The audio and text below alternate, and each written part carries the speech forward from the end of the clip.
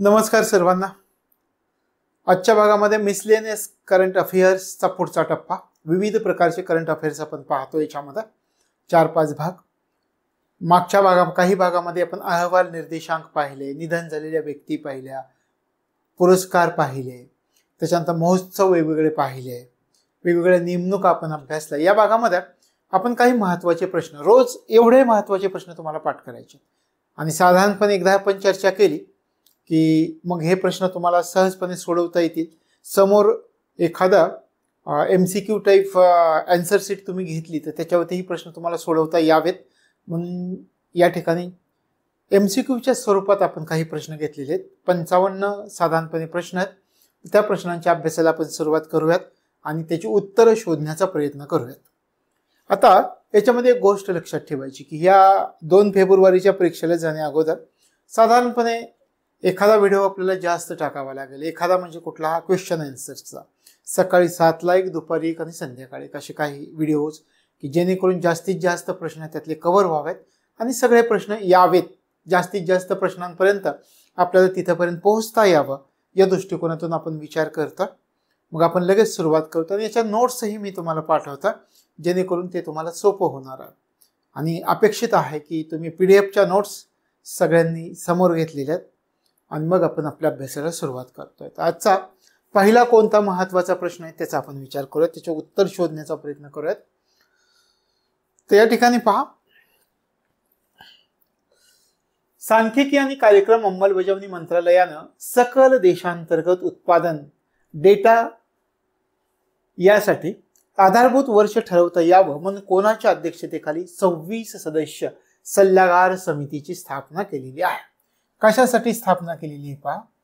या ठिकाणी आपण म्हणता महत्वाचं आहे आणि आपल्या अर्थशास्त्रामध्ये पण GDPचा जो टॉपिक आहे तर त्याच्यामध्येही आपल्याला हे अपडेट्स घ्यावे लागणार आहेत. मग या ठिकाणी हा प्रश्न पण लक्षामध्ये ठेवा की सांख्यिकी आणि कार्यक्रम अंमलबजावणी मंत्रालयानं सकल देशांतर्गत उत्पादन डेटा यासाठी आधारभूत वर्ष ठरवता यावं म्हणून कोणाच्या अध्यक्षतेखाली 26 सदस्य सल्लागार समिती. किती सदस्य आहेत?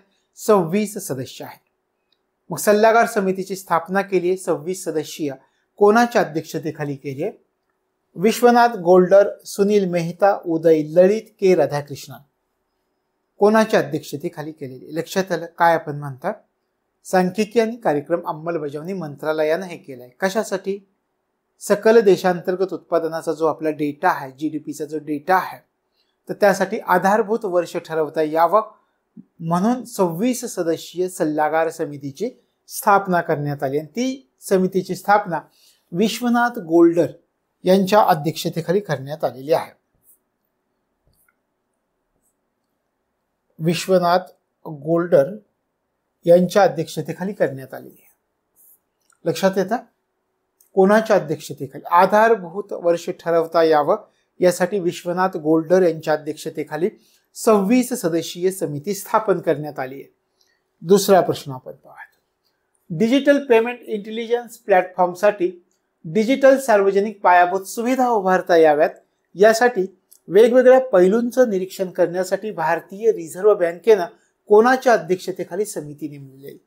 वेगवेगळ्या समित्या याच्यामधून ह्या 2-3 समित्या आपल्या होतील. याच्या अगोदर आपण पाहिलं की आधारभूत वर्ष ठरवता यावं म्हणून यासाठी 26 सदस्यीय समिती विश्वनाथ गोल्डर यांच्या अध्यक्षतेखाली नेमण्यात आली होती. या ठिकाणी पहा, डिजिटल पेमेंट इंटेलिजन्स प्लॅटफॉर्म यासाठी डिजिटल सार्वजनिक पायाभूत सुविधा उभारता याव्यात यासाठी वेगवेगळ्या पैलूंचं निरीक्षण करता यावं यासाठी कोणी नेमली आहे? भारतीय रिझर्व्ह बँकेने नेमलेली समिती आहे. कोणाच्या अध्यक्षतेखाली? AP होटा, मनीषा म्हैसकर, रवी गांधी, पवन धिंग्रा. कोणाच्या? तर AP होटा यांच्या अध्यक्षतेखाली RBIनं समिती नेमली आहे. कशासाठी आपण पाहिलं? डिजिटल सार्वजनिक पायाभूत सुविधा उभारता याव्यात यासाठी वेगवेगळ्या पैलूंचं निरीक्षण करता यावं या दृष्टिकोनातून रिझर्व्ह बँकेनं कोणाच्या अध्यक्षतेखाली समिती नेमली आहे? तर AP होटा यांच्या अध्यक्षतेखाली समिती नेमली आहे. लक्षात आलं? पुढे जाऊया. मतदारांना न्यायाधीश निवडण्याची परवानगी देणारा जगातील पहिला देश कोणता आहे? America, Spain, Britain, Mexico. कोणता देश? मतदारांना न्यायाधीश निवडण्याची परवानगी. आपल्याकडे कॉलेजियम सिस्टीम आहे न्यायाधीशांची नावं सुचवण्यासाठी. मग एक असा देश आहे की त्या देशाने काय केलंय की न्यायाधीश निवडण्यासाठी तो न्यायाधीश कोणामार्फत निवडला जाईल? तर मतदारांमार्फत निवडला जाईल. मग मतदारांना न्यायाधीश निवडण्याची परवानगी देणारा जगातील पहिला देश कोणता? America, Spain, Britain, Mexico.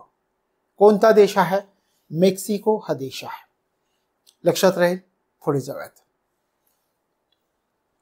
भारतीय न्याय संहिता अंतर्गत पहिला गुन्हा खालीलपैकी कोणत्या शहरामध्ये दाखल करण्यात आला? याचा आपण अभ्यास केला. जुने 3 कायदे बदलून नवीन 3 कायदे आलेले आहेत. याचा आपण सविस्तरपणे अभ्यास केला. अजूनही त्याच्या घडामोडी आपण पुढच्या अभ्यासात पाहणार आहोत. पण या ठिकाणी मग भारतीय न्याय संहिता अंतर्गत ह्या नवीन पहिला गुन्हा कोणत्या शहरामध्ये दाखल करण्यात आलाय? अहमदाबाद, ग्वाल्हेर, पुणे, नागपूर. कोणत्या शहरामध्ये? मध्य प्रदेशामधील ग्वाल्हेर या शहरामध्ये. तर हे लक्षात ठेवा. भारतीय न्याय संहितेअंतर्गत पहिला गुन्हा खालीलपैकी कोणत्या शहरामध्ये दाखल करण्यात आलेला आहे? तो ग्वाल्हेर या शहरामध्ये, मध्य प्रदेशामधील ग्वाल्हेर. पुढच्या प्रश्नाकडे जाऊयात. खालीलपैकी कोणत्या उच्च न्यायालयानं महिला कर्मचाऱ्यांना मासिक पाळीची रजा लागू केली?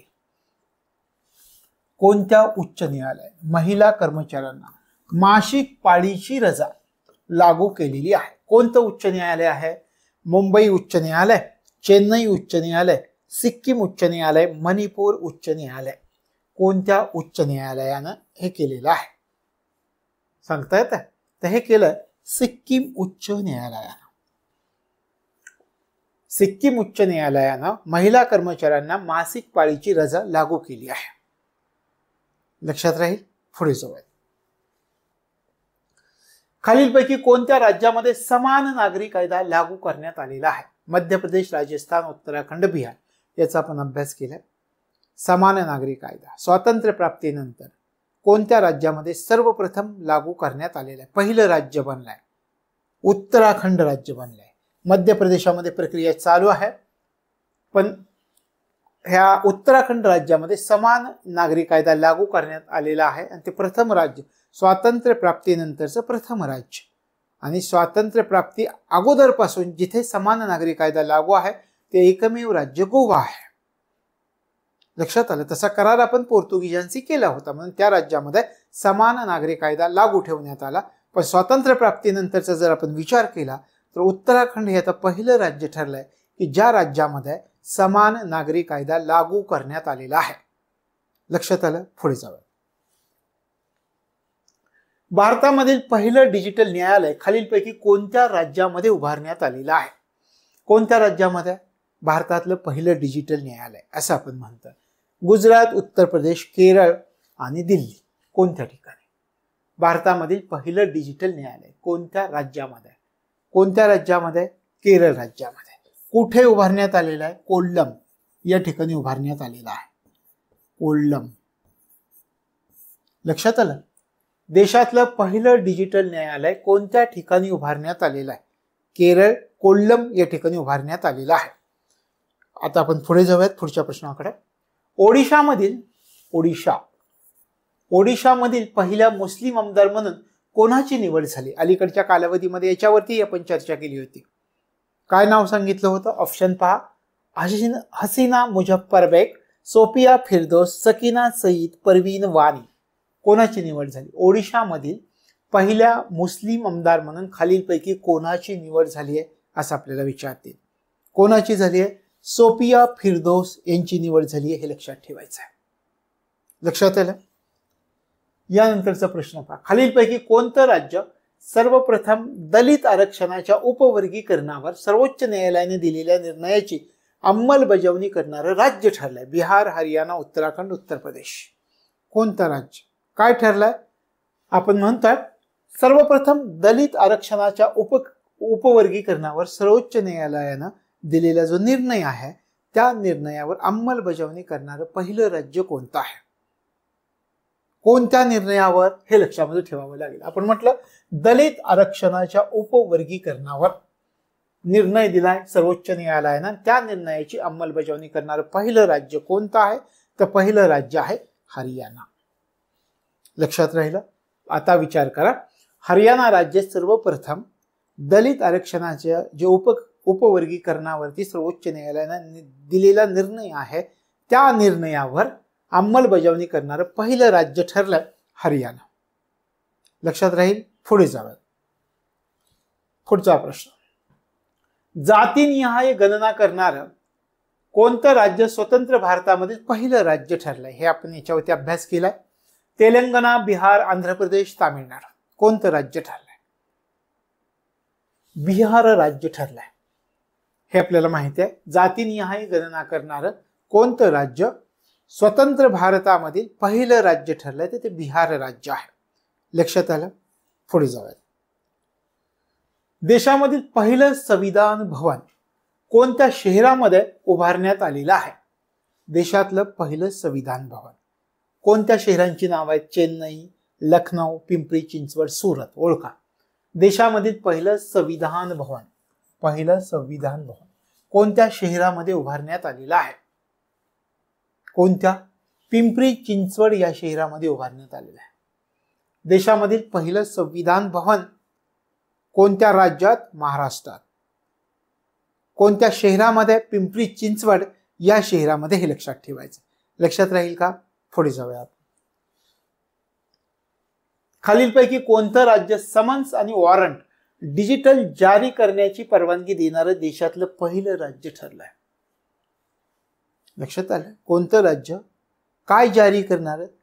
डिजिटल पद्धतीने जारी केलंय. समन्स आणि वॉरंट.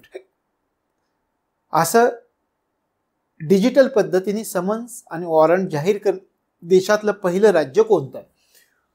उत्तर प्रदेश, मध्य प्रदेश, छत्तीसगड, हरियाणा. कोणतं राज्य?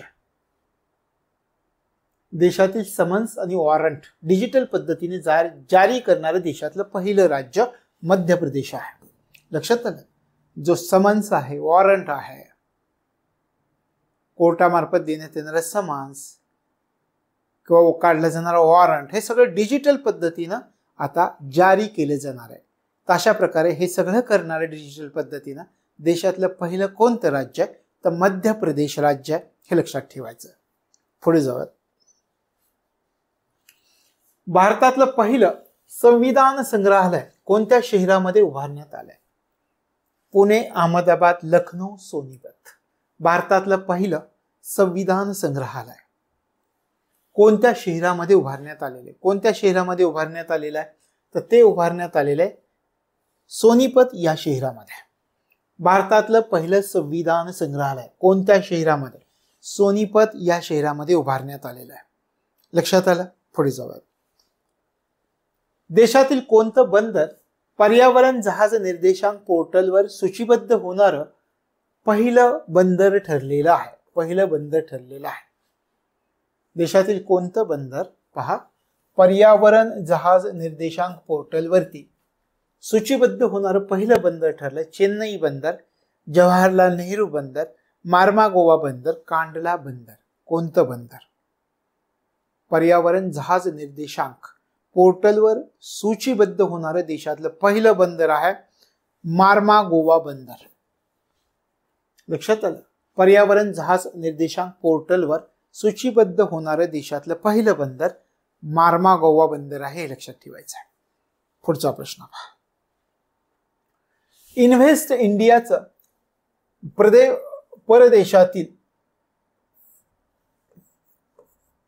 परदेशातील इन्व्हेस्ट इंडियाचं परदेशातील पहिलं कार्यालय कोणत्या ठिकाणी उघडण्यात आलेलं आहे? इन्व्हेस्ट इंडियाचं परदेशातील पहिलं कार्यालय कोणत्या ठिकाणी? Mauritius, Singapore, Sri Lanka, Nepal. कोणत्या ठिकाणी? सिंगापूर या ठिकाणी उघडण्यात आलेलं आहे. इन्व्हेस्ट इंडियाचं परदेशामधील पहिलं कार्यालय सिंगापूर या ठिकाणी उघडण्यात आलेलं आहे. हे लक्षामध्ये ठेवायचं आहे. पुढच्या प्रश्नाकडे जाऊयात. देशातलं पहिलं मल्टी मॉडेल लॉजिस्टिक पार्क कोठे उभारण्यात आलेलं आहे? मदुराई, तिरुचिरापल्ली, मापेडू, चेन्नई, सालेम. कोणत्या ठिकाणी उभारण्यात आलेलं आहे? काय? देशातलं पहिलं मल्टी मॉडल लॉजिस्टिक पार्क कोठे उभारलं गेलंय? मदुराई, तिरुचिरापल्ली, मापेडू, चेन्नई, सालेम. तर मापेडू चेन्नई या ठिकाणी उभारण्यात आलेलं आहे. देशातलं पहिलं मल्टी मॉडेल लॉजिस्टिक पार्क कोठे? मापेडू चेन्नई या ठिकाणी उभारण्यात आलेले आहे. हे लक्षात ठेवायचं. लक्षात राहील. पुढे जाऊया. आशियामधील पहिला प्रमाणित हरित नगरपालिका बॉन्ड कोणत्या महानगरपालिकेशी संबंधित आहे? आशियामधील पहिला प्रमाणित हरित नगरपालिका बॉन्ड कोणत्या महानगरपालिकेशी संबंधित आहे? अहमदाबाद महानगरपालिका, भावनगर महानगरपालिका, राजकोट महानगरपालिका, वडोदरा महानगरपालिका. कोणत्या महानगरपालिकेशी संबंधित आहे? लक्षात आलं. आशियामधील पहिला प्रमाणित हरित नगरपालिका बॉन्ड हा जो आहे तो वडोदरा महानगरपालिकेशी संबंधित आहे. वडोदरा महानगरपालिका. लक्षात आलं. आशियामधील आपण म्हणतोय आशियामधील पहिला प्रमाणित हरित नगरपालिका बॉन्ड वडोदरा महानगरपालिकेशी संबंधित आहे. लक्षात राहील. पुढे जाऊया. त्यानंतर पहा, ईशान्य भारतामधील पहिले जागतिक सांस्कृतिक वारसा स्थळ म्हणून कोणत्या वारसा स्थळाला मान्यता देण्यात आलेली आहे? कोणार्क सूर्य मंदिर, सुंदरबन राष्ट्रीय उद्यान, चरईदेव मोईदम यापैकी नाही. ईशान्य भारतामधील पहिलं जागतिक सांस्कृतिक वारसा स्थळ महत्वाचं आहे. ईशान्य भारतामधील पहिलं जागतिक सांस्कृतिक वारसा स्थळ म्हणून कोणत्या वारसा स्थळाला मान्यता देण्यात आलेली यापैकी? कोणत्या? तर चरईदेव मोईदम या वारसा स्थळास मान्यता देण्यात आलेली आहे. ईशान्य भारतामधील पहिलं जागतिक सांस्कृतिक वारसा स्थळ कोणतं आहे? तर चरईदेव मोईदम या वारसा स्थळाला ती मान्यता दिली गेलेली हे लक्षात ठेवायचं आहे. पुढे जाऊयात. दुर्गेश अरण्य प्राणी उद्यान याला भारतातील पहिलं IFBC प्रमाणपत्र प्राप्त झालेलं आहे. हे प्राणी उद्यान खालीलपैकी कोणत्या राज्यात आहे? भारतातील पहिलं IFBC प्रमाणपत्र प्राप्त झालेले आहे असं आपण म्हणतात. आणि ते कोणत्या राज्यामध्ये? मध्य प्रदेश, हिमाचल प्रदेश, उत्तर प्रदेश, अरुणाचल प्रदेश. कोणत्या राज्यामध्ये आहे? दुर्गेश अरण्य प्राणी उद्यान कोणत्या राज्यामध्ये आहे? कोणत्या राज्यामध्ये? हिमाचल प्रदेश राज्यामध्ये. कुठे आहे? बनखंडी या ठिकाणी आहे. बनखंडी या ठिकाणी आहे.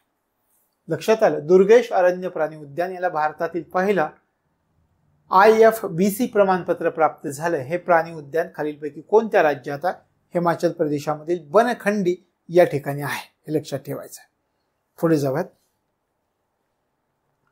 आशियाई राज गिधाडांसाठी भारतातील पहिलं संवर्धन केंद्र कोणत्या ठिकाणी उभारण्यात येत आहे? आशियाई राज गिधाडांसाठी भारतातील पहिलं संवर्धन केंद्र कोणत्या ठिकाणी? आग्रा, गाझियाबाद, गोरखपूर, महाराजगंज.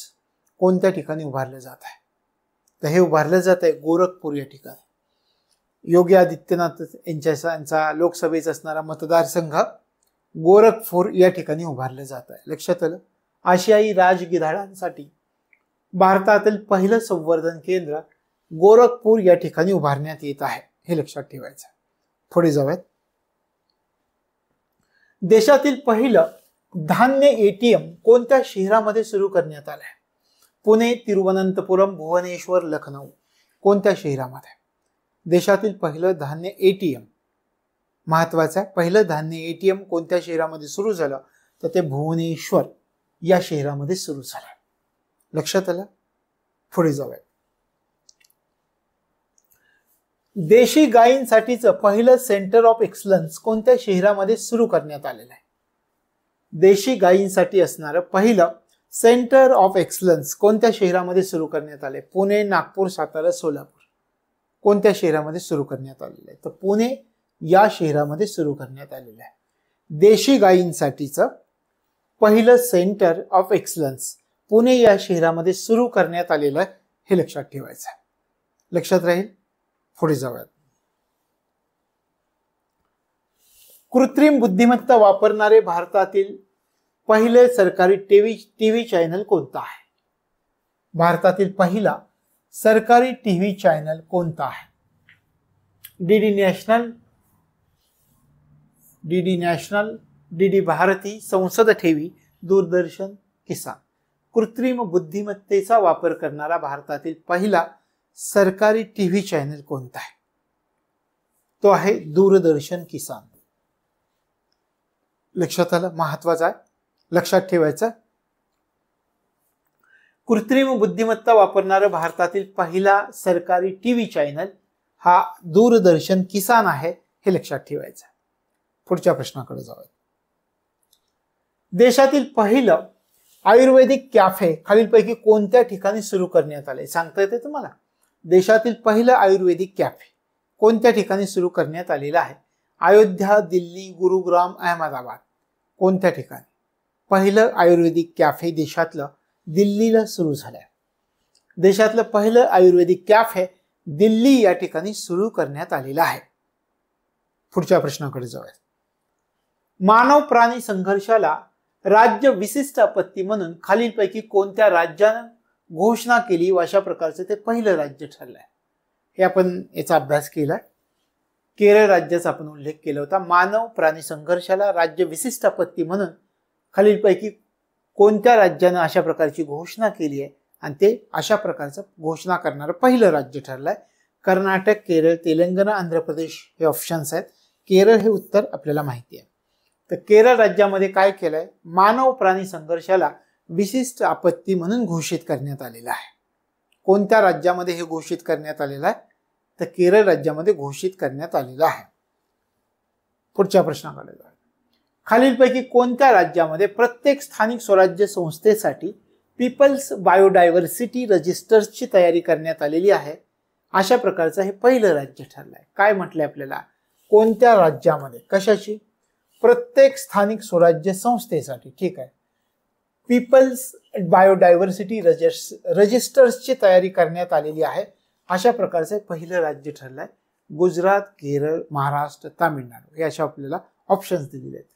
तर कोणत्या राज्यामध्ये हे केलंय? स्थानिक स्वराज्य संस्थांसाठी पीपल्स बायोडायव्हर्सिटी रजिस्टर्सची तयारी करण्यात आलेली आहे. केरळ राज्यामध्ये करण्यात आलेली आहे. अशा प्रकारचं हे पहिलं राज्य ठरलेलं आहे.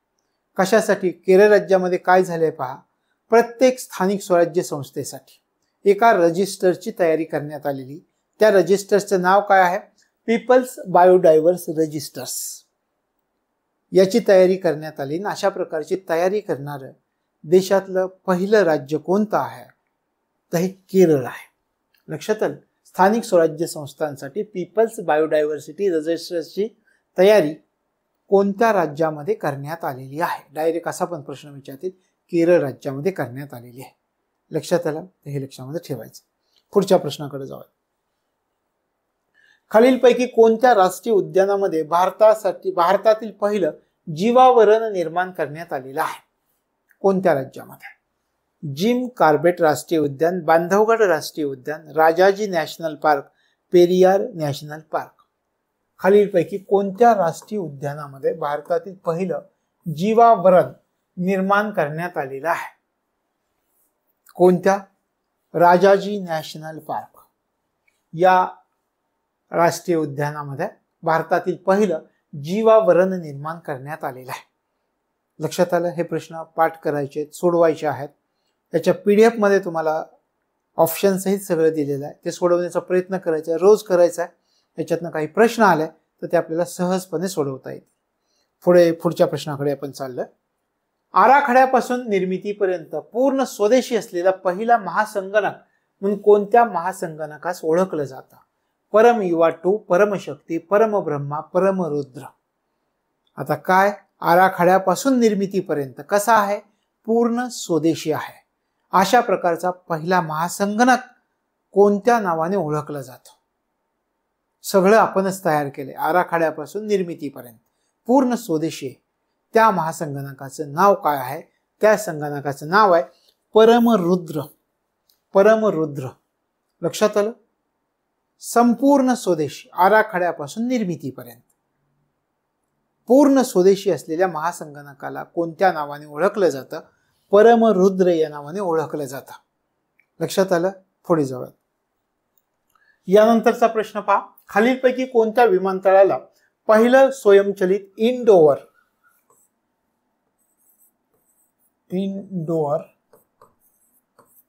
एअर क्वालिटी मॉनिटर म्हणून ओळखलं जातं?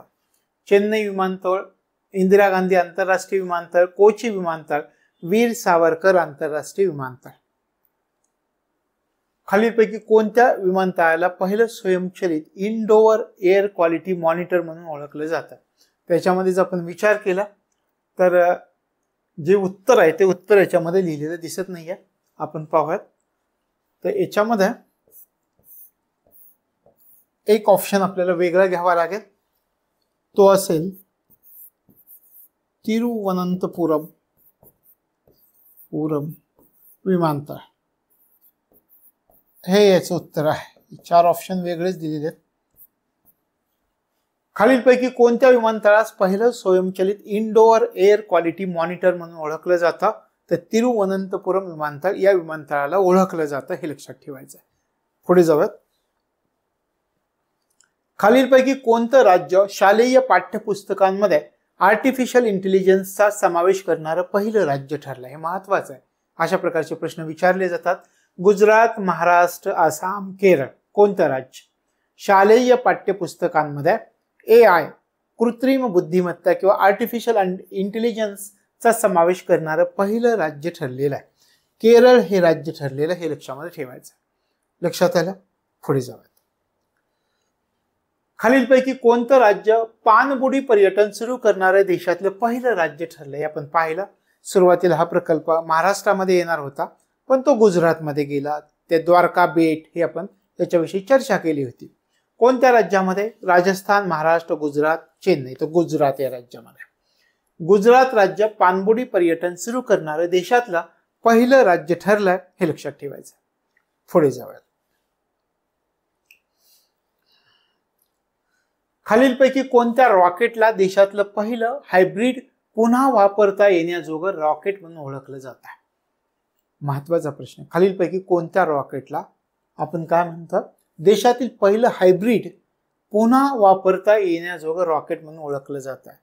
रोमी 1, विक्रम S, next generation launch vehicle NGLV आणि LVM-3. तर यापैकी कोणत्या रॉकेटला देशातलं पहिलं हायब्रिड आणि पुन्हा वापरता येण्याजोगं रॉकेट म्हणून ओळखलं जातं? तर रोमी 1 या रॉकेटला ओळखलं जातं. लक्षात ठेवायचं. रोमी 1 या रॉकेटला देशातलं पहिलं हायब्रिड आणि पुन्हा वापरता येण्याजोगं रॉकेट म्हणून ओळखलं जातं. लक्षात आलं? पुढे जाऊया. अंतराळ पर्यटन करणारे पहिले भारतीय म्हणून कोणास ओळखलं जातं? अंतराळ पर्यटन करणारा पहिला भारतीय मग कोणाला? VS महालिंगम, रंगास्वामी नरसिम्हा, गोपी थोटाकुरा, लता नारायण. कोणाला? अंतराळ पर्यटन करणारे पहिले भारतीय म्हणून कोणास ओळखले जाते? गोपी थोटाकुरा यांना ओळखलं जातं, हे लक्षात ठेवा. गोपी थोटाकुरा. अंतराळ पर्यटन करणारे पहिले भारतीय कोण? तर गोपी थोटाकुरा आहेत, हे लक्षात ठेवा. पुढे जाऊयात. अंतराळात 1000 दिवस घालवणारा पहिला व्यक्ती म्हणून खालीलपैकी कोणास ओळखलं जातं? आपण पाहिलं होतं. रशियाचे कोण होतं? पहा नाव. John W. Young, Robert L. Crippen, Robert F. Overmyer, Oleg Kononenko. कोण होतं? अंतराळामध्ये 1000 दिवस घालवणारे पहिले व्यक्ती रशियाचे आहेत, ओलेग कोनोनेन्को. ओलेग कोनोनेन्को. अंतराळामध्ये 1000 दिवस घालवणारे पहिले व्यक्ती कोण आहेत? तर ओलेग कोनोनेन्को आहेत. लक्षात आलं? पुढे जाऊया. भारतातलं पहिलं डार्क स्काय पार्क कोणत्या व्याघ्र प्रकल्पामध्ये उभारण्यात आलेलं आहे? आपण याच्याविषयी अभ्यासही केला. ते काय आहे, कसं आहे, पर्यटकांना कोणता आनंद मिळणार आहे, कृत्रिम प्रकाशाचा वापर केला जाणार नाहीये त्या ठिकाणी, निसर्गमय अंधारामध्ये आपल्याला वरचा अवकाश पाहता येणार आहे, याविषयी आपण चर्चा केली होती. तर हे भारतातलं पहिलं डार्क स्काय पार्क कोणत्या व्याघ्र प्रकल्पामध्ये उभारण्यात येत आहे? अंधारी व्याघ्र प्रकल्प, पेंच व्याघ्र प्रकल्प, मेळघाट व्याघ्र प्रकल्प, सह्याद्री व्याघ्र प्रकल्प. कोणत्या व्याघ्र प्रकल्पामध्ये आपण म्हटलं होतं? पेंच व्याघ्र प्रकल्प. तर भारतातलं पहिलं डार्क स्काय पार्क या पेंच व्याघ्र प्रकल्पामध्ये उभारण्यात आलेलं आहे. लक्षात आलं? पुढे जाऊया. त्यानंतर परदेशातील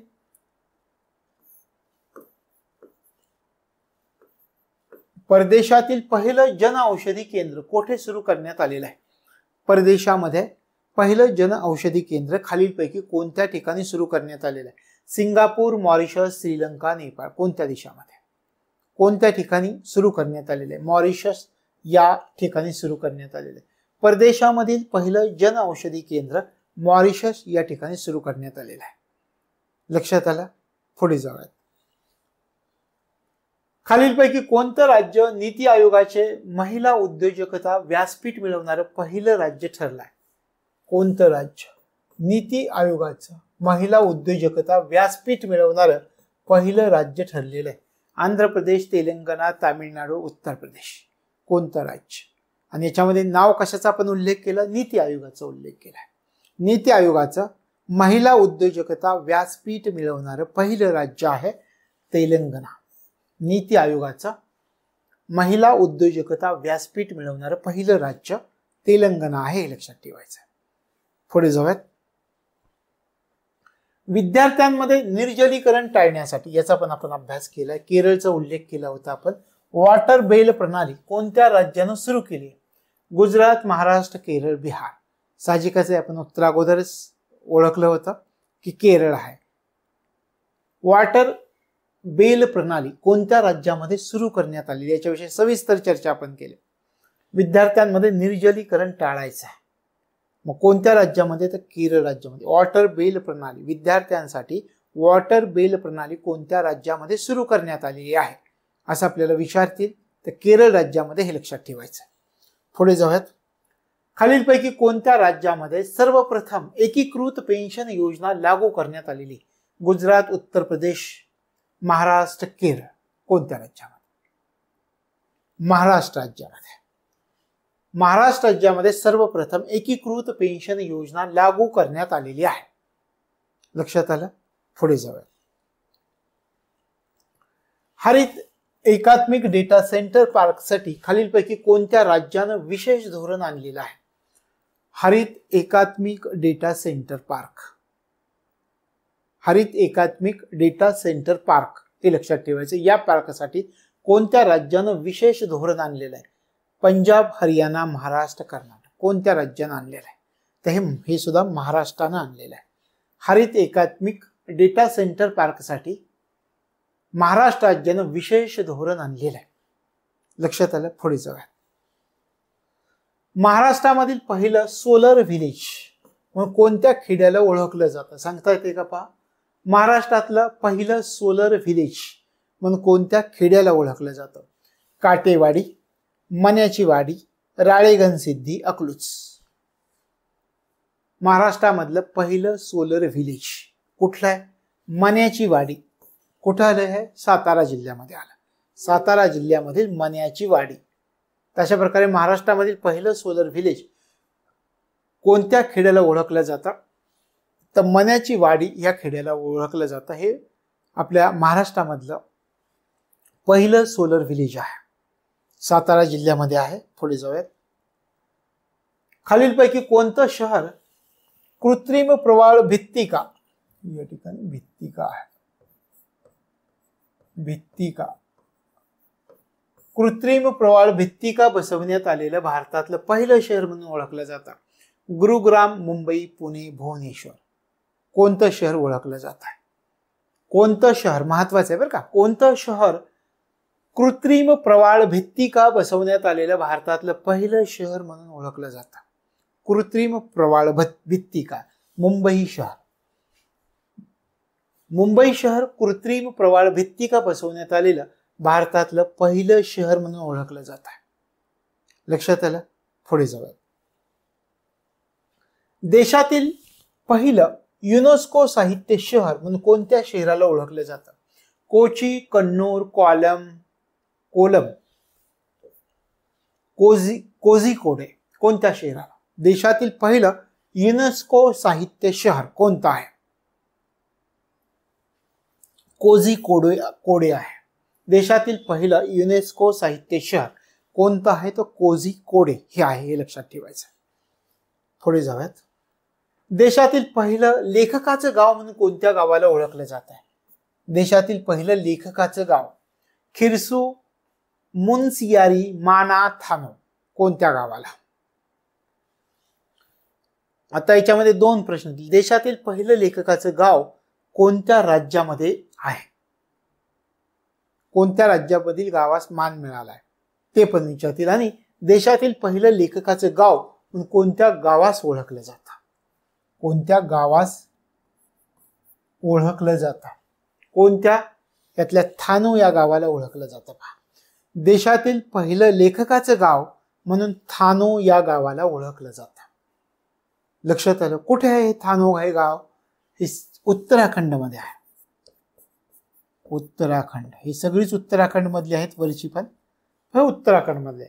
देशातील पहिलं लेखकाचं गाव म्हणून थानो या गावाला ओळखलं जातं. ते उत्तराखंड राज्यामध्ये आहे, हे लक्षात ठेवायचं.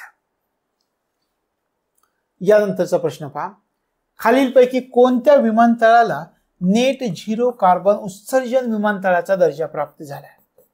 कोणत्या विमानतळाला नेट झिरो कार्बन उत्सर्जन विमानतळ याचा दर्जा प्राप्त झालाय? चंदीगड विमानतळ, चेन्नई आंतरराष्ट्रीय विमानतळ, इंदिरा गांधी विमानतळ, दिल्ली विमानतळ.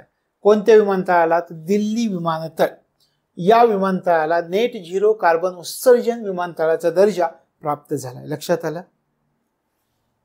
नेट झिरो कार्बन उत्सर्जन विमानतळाचा दर्जा कोणत्या विमानतळाला? तर दिल्ली विमानतळाला प्राप्त झाला, हे लक्षात ठेवायचं. पुढे जाऊयात. भारतामध्ये कॅम्पस स्थापन करणारं कोणतं विदेशी विद्यापीठ पहिलं विदेशी विद्यापीठ ठरलंय?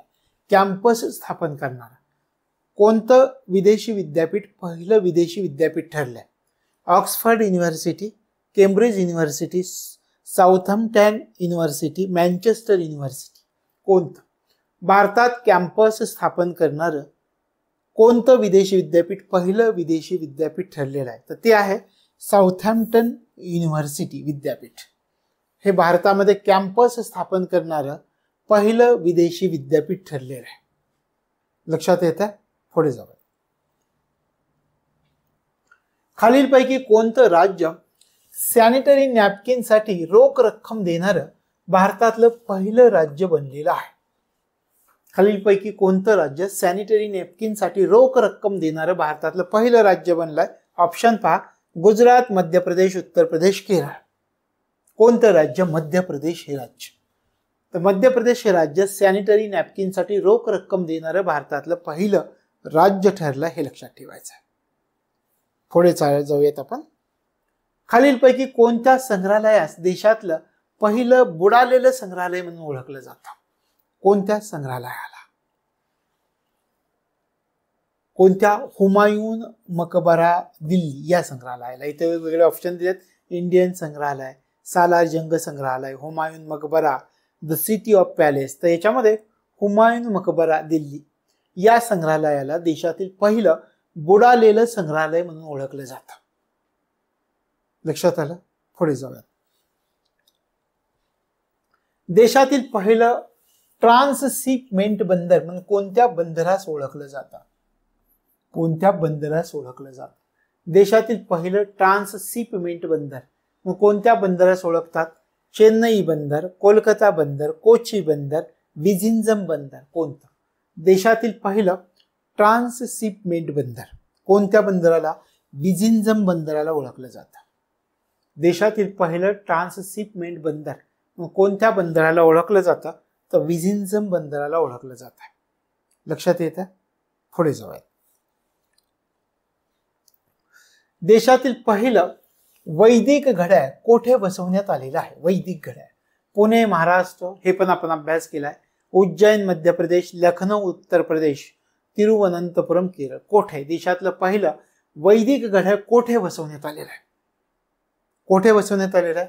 उज्जैन मध्य प्रदेश या ठिकाणी बसवण्यात आलेलं आहे. लक्षात आलं? पुढच्या प्रश्नाकडे जाऊयात. देशातील पहिलं स्किल इंडिया सेंटर खालीलपैकी कोठे सुरू करण्यात आलेलं आहे? कोठे सुरू करण्यात आलेला आहे? देशातलं पहिलं स्किल इंडिया सेंटर खालीलपैकी कोठे सुरू करण्यात आलेलं आहे? नागपूर महाराष्ट्र, संबलपूर ओडिशा, सुरत गुजरात, पाटणा बिहार. कोणत्या ठिकाणी? पहिलं skill India centre Sambalpur Odisha या ठिकाणी सुरू करण्यात आलेलं आहे. देशातलं पहिलं स्किल इंडिया सेंटर कुठे आहे? कोठे सुरू झाले? संबलपूरला, ओडिशामध्ये. हे लक्षात ठेवायचं. लक्षात आलं? पुढे जाऊयात. नवीन संसद इमारतीमध्ये शपथ घेणारे पहिले व्यक्ती कोण आहेत? पहिले व्यक्ती सुधा मूर्ती, विजयेंद्र प्रसाद, सतनाम सिंह संधू, वीरेंद्र हेगडे. कोण? नवीन संसद इमारतीमध्ये, नवीन संसदेची इमारत बांधली आहे त्याची आपण चर्चा केली. मग या नवीन संसद इमारतीमध्ये शपथ घेणारे पहिले व्यक्ती सतनाम सिंह संधू आहेत. ह्यांना राज्यसभेवर नामनिर्देशित केले आपल्या देशाच्या राष्ट्रपतींनी. याची पण आपण चर्चा केली होती. तर हे कोण आहेत? तर नवीन संसद इमारतीमध्ये शपथ घेणारे पहिले व्यक्ती कोण ठरलाय? तर सतनाम सिंह संधू यांना आपण म्हटलं की हे नामनिर्देशित केलेले, राज्यसभेवर नामनिर्देशित केलेले सदस्य आहेत राष्ट्रपतींमार्फत. लक्षात आलं? पुढे जाऊ.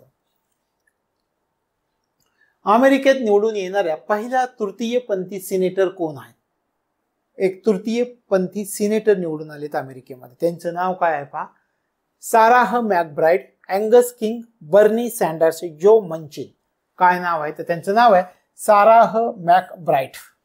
अमेरिकेमध्ये निवडून आलेल्या पहिल्या तृतीयपंथी सिनेटर म्हणून यांना ओळखलं जातं. त्यांचं नाव आहे साराह मॅकब्राइड. लक्षात आलं? तर हे लक्षामध्ये ठेवायचं. पुढे जाऊयात. कोणतं राज्य अत्याधुनिक ई रजिस्ट्री प्रणाली सुरू करणारं पहिलं राज्य ठरलंय? उत्तर प्रदेश, मध्य प्रदेश, गुजरात, केरळ. अत्याधुनिक ई रजिस्ट्री प्रणाली सुरू करणारं देशातलं पहिलं राज्य कोणतं आहे? ते राज्य आहे मध्य प्रदेश. अत्याधुनिक ई रजिस्ट्री प्रणाली सुरू करणारं देशातलं पहिलं राज्य मध्य प्रदेश. लक्षात आलं? पुढे जाऊ. कोणतं राज्य स्वतःचा OTT प्लॅटफॉर्म सुरू करणारं पहिलं राज्य ठरलेलं आहे? स्वतःचा OTT प्लॅटफॉर्म कोणत्या राज्यानं सुरू केला? केरळ, तेलंगणा, आसाम, झारखंड. कोणत्या राज्यानं सुरू केला? केरळ राज्याने सुरू केलाय. पहा, केरळ राज्यानं स्वतःचा OTT प्लॅटफॉर्म सुरू केलाय. OTT प्लॅटफॉर्म सुरू करणारं केरळ हे राज्य देशातलं पहिलं राज्य ठरलंय. OTT प्लॅटफॉर्म सुरू करणारं देशातलं पहिलं राज्य केरळ. लक्षात आलं? पुढे जाऊया.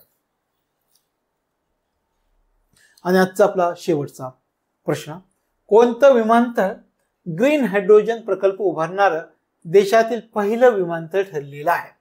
कोची विमानतळ, त्रिवेंद्रम आंतरराष्ट्रीय विमानतळ, कालिकत आंतरराष्ट्रीय विमानतळ, कन्नूर आंतरराष्ट्रीय विमानतळ. काय विचारले आपल्याला? कोणतं विमानतळ आहे की जे ग्रीन हायड्रोजन प्रकल्प उभारणारं देशातलं पहिलं विमानतळ ठरलंय? आपण कुठल्या विमानतळाचा विचार केला होता? कोची विमानतळ. कोची विमानतळ काय आहे? ग्रीन हायड्रोजन प्रकल्प उभारणारं देशातलं पहिलं विमानतळ आहे कोची विमानतळ. लक्षात आलं? तशा प्रकारे हे प्रश्न समजावून घ्यायचे आणि सोडवायचा प्रयत्न करायचा आहे. म्हणून तुम्हाला PDF मध्ये सुरुवातीला प्रश्न आणि ऑप्शन दिलेत आणि खाली उत्तर दिलेत शेवटी. मग तुम्ही ते सोडवण्याचा प्रयत्न करायचा आहे. रोज एवढे प्रश्न सोडवले 10 दिवसात तुमचे जे काही महत्त्वाचे प्रश्न आहेत ते सगळे पाठवून जातील. लक्षात आलं? तर आज इथे आपण थांबता. भेटूयात पुढच्या भागामध्ये. तोपर्यंत तुम्हाला तुमच्या अभ्यासासाठी मनापासून शुभेच्छा.